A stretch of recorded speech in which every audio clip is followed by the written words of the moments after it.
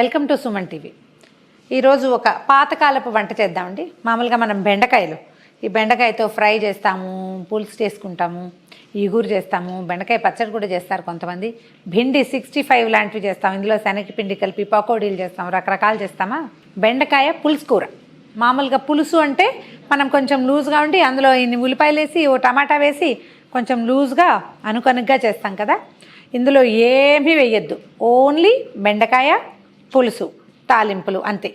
మనం కొంచెం కూర చిక్కగా కావాలి, కాస్త డిఫరెంట్ రుచి అంటే కొంచెం నువ్వుల పొడి కలుపుకోవచ్చు.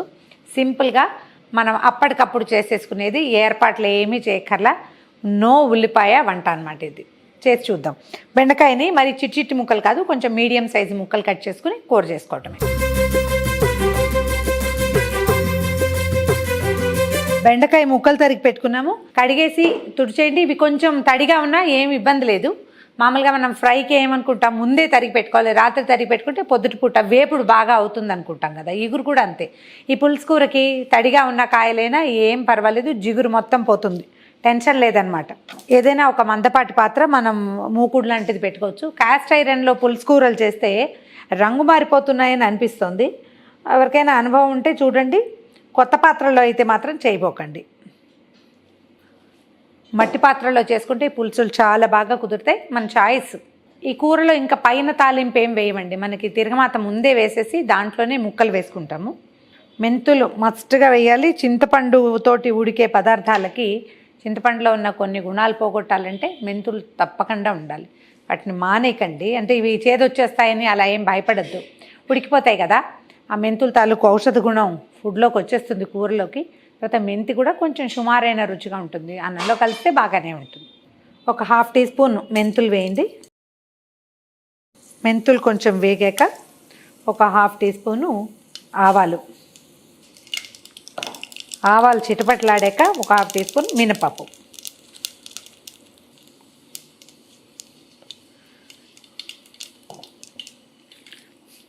మినపప్పు వేగగానే ఓ 2 ఎండుమిర్చి, తర్వాత ఒక చిటికెడు ఇంగువ వేగాక పచ్చిమిర్చి, 2 పచ్చిమిరపకాయలు, కొంచెం కరివేపాకు.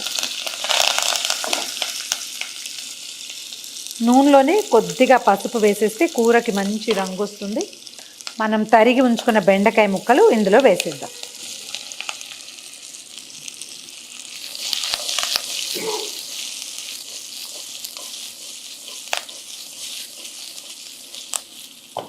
ఒకసారి పైకి కిందకి కలిపేసి ఒక 2-3 నిమిషాల పాటు మూత పెట్టి పక్కన ఉంచుదాం. ఓకే, ముక్కలు 1 నిమిషం నూనెలో మగ్గినాయి అంతే. ఇప్పుడు ఏం చేద్దామంటే సరిపడా ఉప్పు వేసేద్దాము. తర్వాత మన రుచిని అనుసరించి కారం కూడా. తర్వాత చింతపండు పులుసు. ఇప్పుడు మనం ఒక 1/2 కేజీ బెండకాయలు అనుకోండి, ఒక చిన్న ఉసిరికాయ అంత చింతపండు ముందే నానబెట్టుకుని రసం తీసి పెట్టుకోండి. చింతపండు పులుసు పోసేయండి. పల్చగా పోసేయచ్చు, మరీ ఎక్కువ కాదు.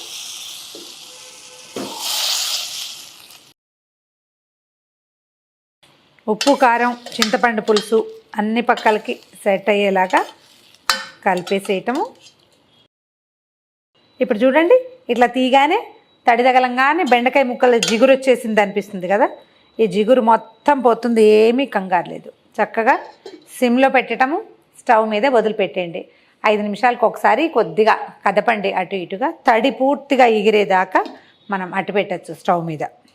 మూత పెట్టేయటం, ఇంకా అలా సిమ్లో మగ్గనిద్దాం. ఇంకా కొంచెం తడి ఉంది, ముక్కలు మనకి రంగు మారి మగ్గిపోయినట్టు కనపడుతున్నాయి చూడండి. ఈ కూరలో అండి కొంచెం బెల్లం వేసుకుంటే బాగుంటుంది. అంటే తీయగా చేయొద్దు, కానీ ఈ పులుపు తగ్గడానికి, కోరు తగ్గడం కోసం ఒక చిన్న బెల్లం, ఒక చిటికెడు పంచదార అయినా వేసుకోవచ్చు. లూజ్గా ఉంచుకోవాలి అంటే తడి ఉన్నప్పుడే ఆపేసుకోవటం కాదు, మనకు కొంచెం ముక్కలే ఉండాలి, ఎక్కువ పులుసు అక్కర్లేదు అని అనుకుంటే కనుక ఇంకొక 10 నిమిషాలు, హార్డ్లీ ఒక 12-15 నిమిషాల్లో కూర అయిపోతుంది.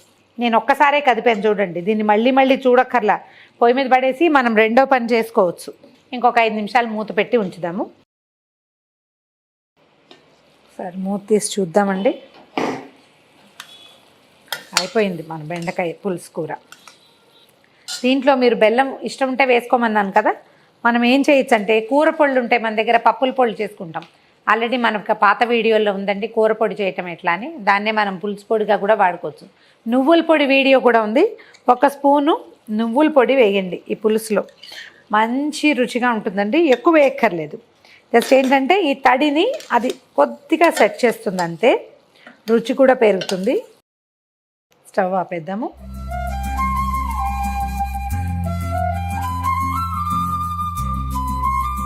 ఇది పూర్తిగా మీ చాయిస్ అండి.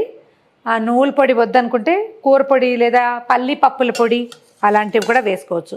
అవి కూడా వేయకుండా ఒట్టిగా పులుసు రుచితోటే ఉంచుకోవచ్చు. మన చాయిస్ ప్రకారం ఏది ఉంటే అది వేయటం.